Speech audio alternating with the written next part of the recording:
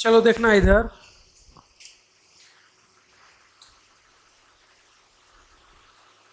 देखो गोली का द्रव्यमान यानी कि m कितना दिया है 50 ग्राम। तो इसको हम लोग किस में कन्वर्ट कर दें केजी में। तो कितना हो जाएगा 50 इंटू 10⁻³ केजी। वेग दिया हुआ है कितना 300 मीटर प्रति सेकेंड। और यहाँ पर गोलियों की संख्या दी हुई है कि प्रति मिनट कितनी गोलियां निकलती हैं 150 गोली प्रति मिनट। यही ना बोला है। तो हमसे पूछ रहा है कि इन गोलियों के द्वारा मशीन गन पर कितना बल लगेगा। तो बल F बराबर क्या होता है NmV/T। तो N कितनी गोलियां निकल रही हैं 150 इंटू गोली का द्रव्यमान कितना है 50 गुणे 10⁻³ इंटू वेग कितना है गोलियों का 300। समय वो बोला है प्रति मिनट निकलती है, लेकिन हमें समय किसमें चाहिए सेकेंड में। तो 1 मिनट बराबर कितना सेकेंड हो जाएगा 60 सेकेंड। तो एक जीरो से ये एक जीरो कट जाएगा, दो ये जीरो है और एक ये 3 जीरो से ये 3 जीरो कटेगा। तो ये इससे ये तीनों जीरो कट गए। तो बचा कितना 15 बचे 75। इस 3 को इस 6 से काट दें तो कितना बचेगा 3 दूना 6। तो इसका इससे मल्टीप्लाई किया तो कितना आ जाएगा 75/2। तो आ कितना गया 37.5 न्यूटन। तो ये क्या आ गया बल। ठीक है। रॉकेट प्रणोदन।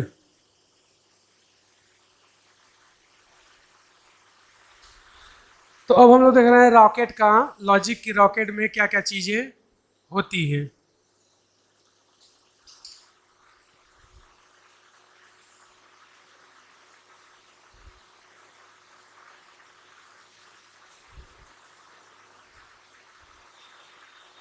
देखना अगर हम देखें तो रॉकेट का द्रव्यमान कितना कैपिटल M। ठीक है। इस रॉकेट पर नीचे की ओर ग्रेविटेशनल फोर्स या गुरुत्वाकर्षण बल क्या लगेगा mg। रॉकेट जाएगा ऊपर की ओर त्वरण a से, लेकिन साथ साथ इस रॉकेट से जलता हुआ ईंधन भी निकलता है। निकलता है कि नहीं निकलता। तो इसका हम लोग द्रव्यमान कितना मान रहे हैं dm/dt। मतलब प्रति सेकेंड कितना द्रव्यमान या कितना जला हुआ ईंधन बाहर की ओर निकलता है, और निकलेगा तो उसका कुछ ना कुछ वेग होगा। तो उसको हमने मान लिया वेग v। ठीक है। तो अब देखना अगर हम लोग बात करें रॉकेट पर नेट बल यानी रॉकेट पर कुल कितना बल लगता है, तो F नेट बराबर क्या हो जाएगा ma। तो F नेट को हम लोग ऐसे भी तो लिख सकते हैं, देखो v/dm/dt। क्यों? क्योंकि वेग इसका नियत है, लेकिन द्रव्यमान घटता जाएगा लगातार। द्रव्यमान घटता जाएगा माइनस, फिर नीचे की ओर एक और बल लग रहा है कौन mg बराबर किसके ma के। ये कैपिटल M क्या है रॉकेट का द्रव्यमान, और ये स्मॉल m किसका द्रव्यमान है जलती हुई बाहर की ओर जो ईंधन निकलती है, और वो समय है कि कितने समय में बाहर निकल रही है। तो ये हमारे पास क्या आ गया इसका सूत्र। अब देखोगे यदि वेग क्या हो जाए, यदि वेग नियत हो, तो वेग नियत होता है तो त्वरण क्या हो जाता है जीरो। तो ये क्या हो जाएगा जीरो। तो हमारे पास v/dm/dt माइनस mg बराबर क्या होगा m इंटू जीरो। तो ये पूरी राशि जीरो, इसको इस पर लेंगे तो क्या हो जाएगा प्लस। तो क्या हो जाएगा v/dm/dt बराबर क्या आ जाएगा mg। तो जब रॉकेट नियत वेग से गति करेगा तो त्वरण क्या हो जाएगा जीरो, और जब नियत वेग से गति नहीं करेगा तो ये सूत्र। समझे?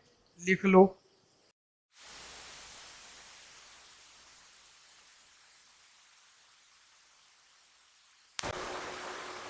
रॉकेट वायु में ऊपर की ओर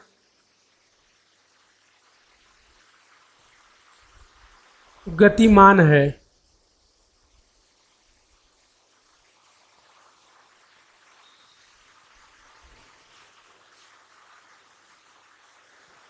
इससे जलता हुआ ईंधन 2000 मीटर प्रति सेकेंड के वेग से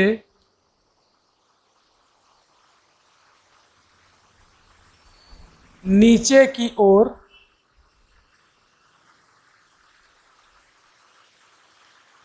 10 kg प्रति सेकेंड बाहर निकलता है। तो रॉकेट का त्वरण ज्ञात कीजिए।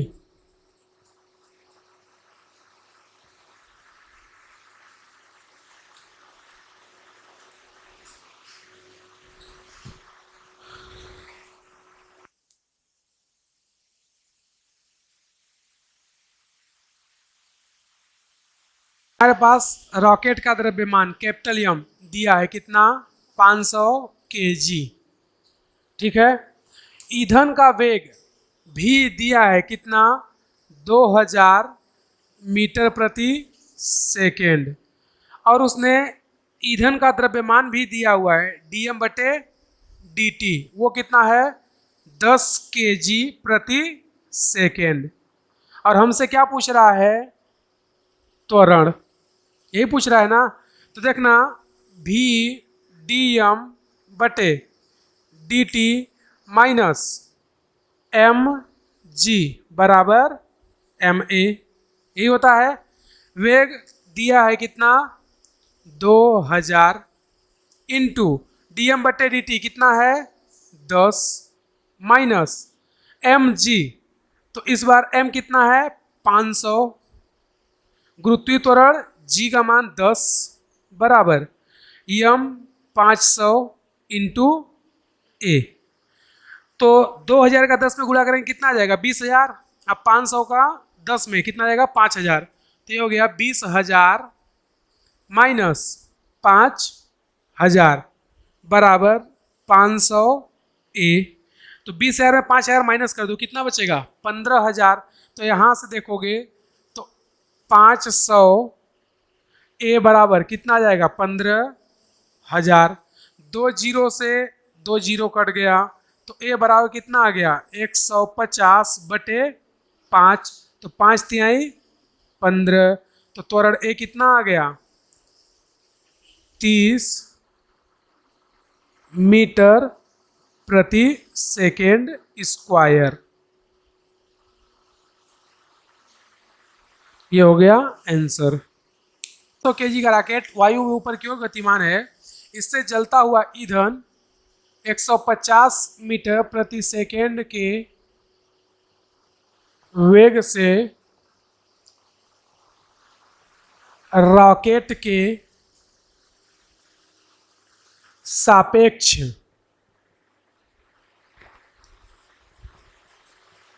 बाहर की ओर निकलता है।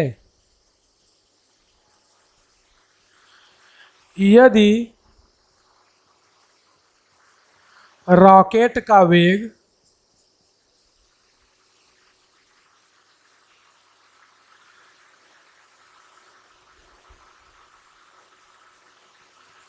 ऊपर की ओर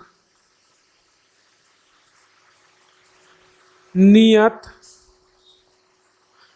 रखा जाता है तो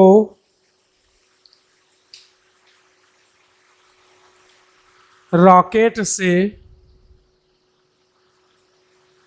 प्रति सेकेंड कितना ईंधन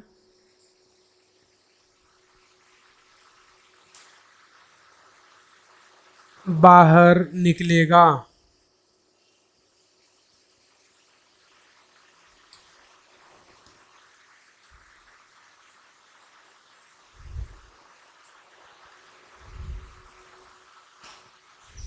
देखो इधर इसको कैसे करेंगे।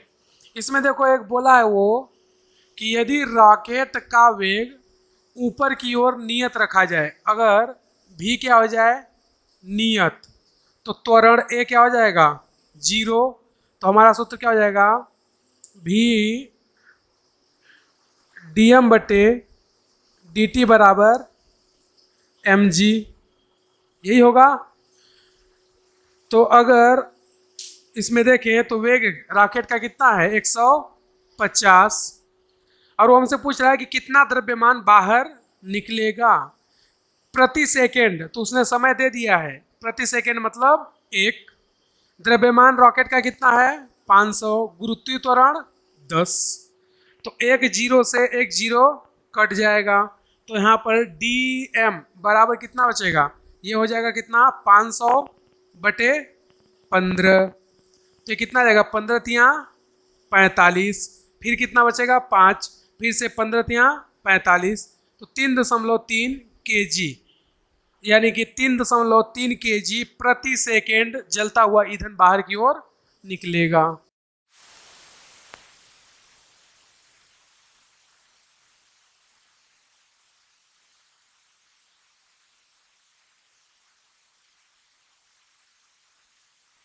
इम्पल्स, या इसी को हम लोग हिंदी में क्या बोलते हैं आवेग। तो इम्पल्स या आवेग क्या होता है, बहुत ही आसान है। जब किसी वस्तु पर बहुत बड़ा या ज्यादा बल अल्प समय के लिए लगता है, अल्प समय के लिए लगता है, तो उसे आवेग कहते हैं।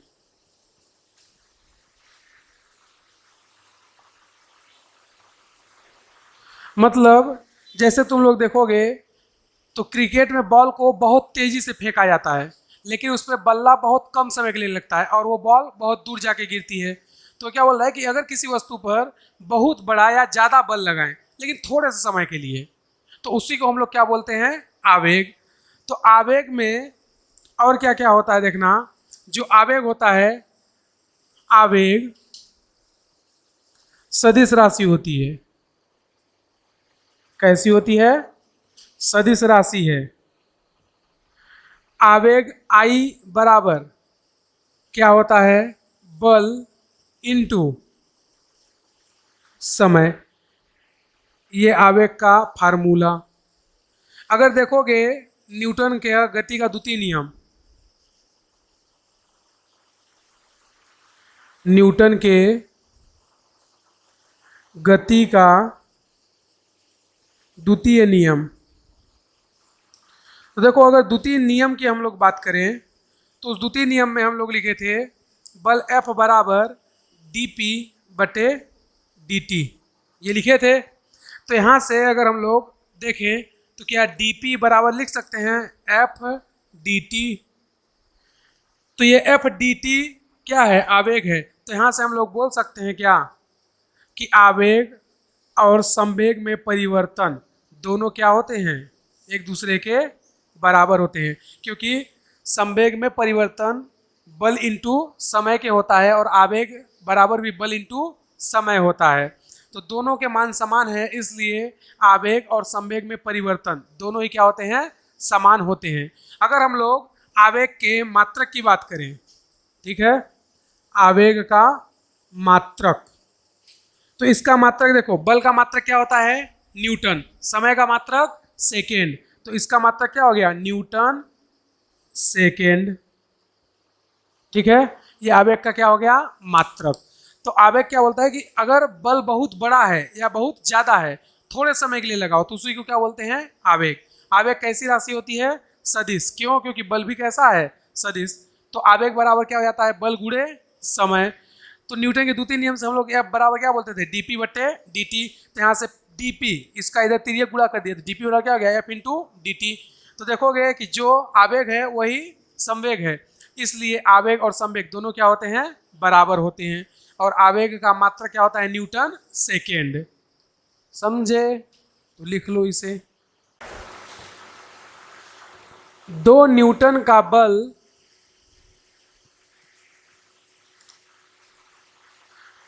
एक वस्तु पर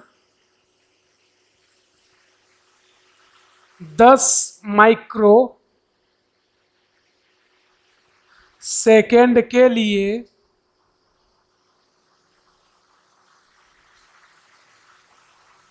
लगता है, तो वस्तु के वेग में परिवर्तन व आवेग का मान ज्ञात कीजिए।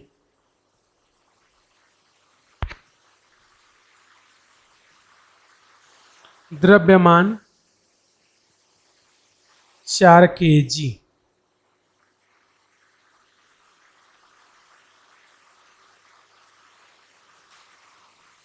द्रव्यमान तुम्हें दिया गया है।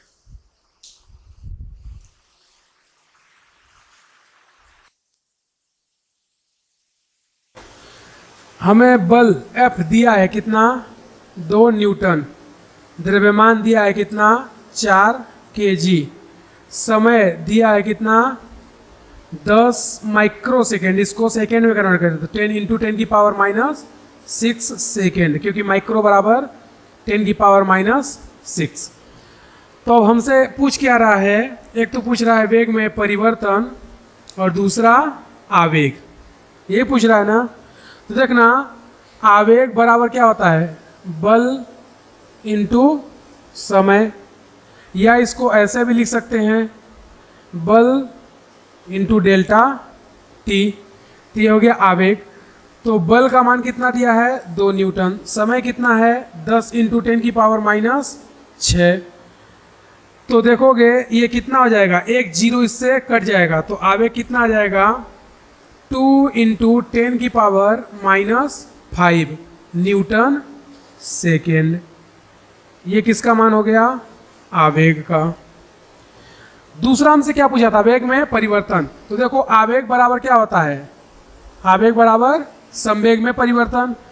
तो संवेग बराबर क्या होता है, द्रव्यमान इंटू वेग। तो m इंटू डेल्टा भी लिख सकते हैं, क्यों, क्योंकि संवेग बराबर क्या होता है, द्रव्यमान इंटू वेग। आवेग का मान हमें मिला है कितना, 2 इंटू 10⁻5। द्रव्यमान कितना है, 4 kg, और वेग में परिवर्तन हमसे पूछ रहा है। तो डेल्टा भी बराबर, ये इससे कटेगा, कितना बचेगा, 2। तो 1/2 इंटू 10⁻5। तो 1/2 का मतलब कितना है, 0.5। तो भी बराबर क्या आ जाएगा, 0.5 इंटू 10⁻5 मीटर प्रति सेकेंड। ये हो गया वेग में परिवर्तन।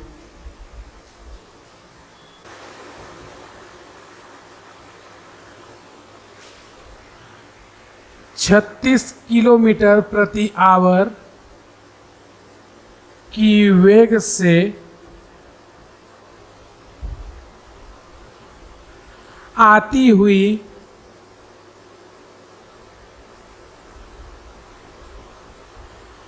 गेंद को बिना चाल में परिवर्तित किए 90 डिग्री के कोण पर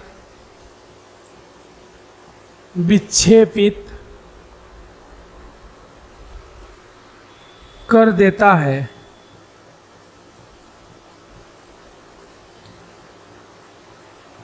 यदि गेंद का द्रव्यमान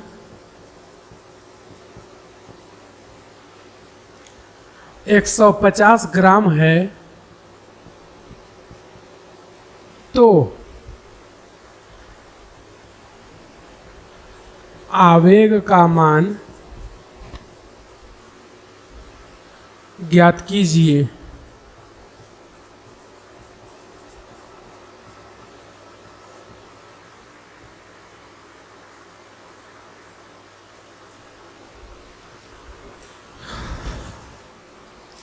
करो।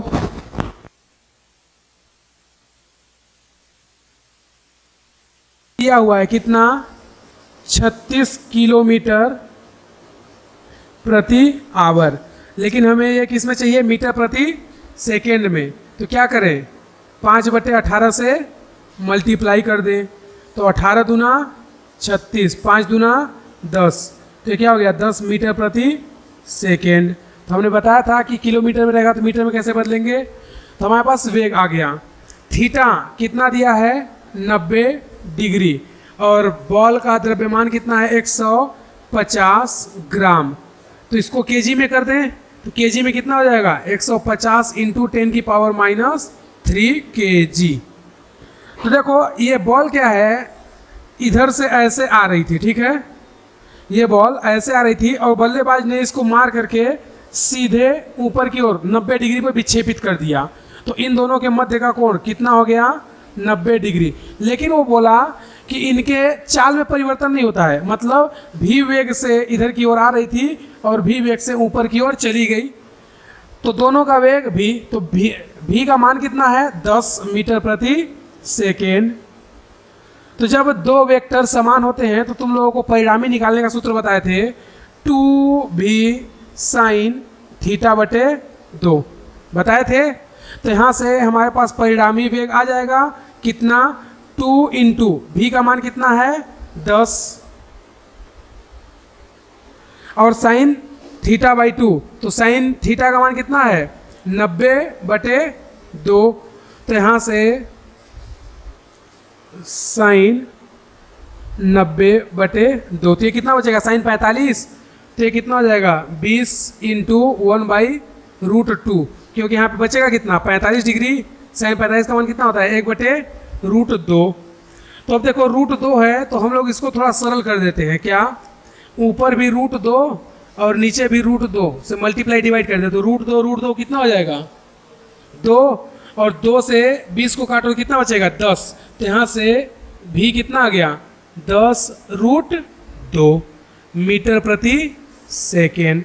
तो यहाँ से वेग का मान आ गया। हमसे क्या पूछा है, आवेग।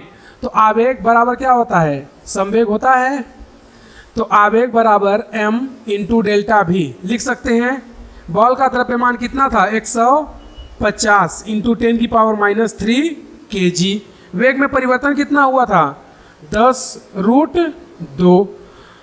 तो देखोगे तो 1 जीरो इसका, 1 जीरो इसको काटा, तो यहाँ पे बचा कितना, 1 जीरो, यानी कि इसको ऐसे लिख सकते हैं, देखो 15/10 इंटू √2, यही ना होगा भाई। यहाँ से 1 जीरो कटा, 1 जीरो ये कटा, यानी कि 2 जीरो टोटल कटे, तो यहाँ से भी 2 जीरो कटेगा, बचेगा कितना, 1। तो 10 की पावर यहाँ पे बचा कितना, -1। -1 का मतलब क्या है, नीचे, तो इसको इसे डिवाइड करके कितना आ जाएगा, 1.5। तो ये कितना हो गया, 1.5√2। या इसको देखो ऐसे भी लिख सकते हैं, 3/2√2। क्यों, क्योंकि 1.5 यानी ये कितना है, 1.5 है, तो 1.5 का मतलब क्या होता है, 3/2, तो 3/2√b। तो ये हमारे पास क्या आ गया, आवेग, और इधर पर न्यूटन सेकेंड। समझे, डायग्राम शॉर्ट में इसको हम लोग क्या बोलते हैं, FBD, ठीक है। इसमें हमें 2-3 चीज़ें ज्ञात करने आना चाहिए। नंबर पहला एग्जाम्पल देखना, जैसे ये एक ब्लॉक जिसका द्रव्यमान m और ये सतह पर इस तरह से रखा हुआ है, ठीक है। तो सतह पर रखा है तो इस पर नीचे की ओर गुरुत्वाकर्षण बल क्या लगेगा, mg, और ऊपर की ओर अभिलंब प्रतिक्रिया बल क्या लगेगा, r। तो इसमें r बराबर क्या हो जाएगा, mg। ठीक है। दूसरा एग्जाम्पल देखना, यहां पर हम लोग 2 ब्लॉक ले रहे हैं,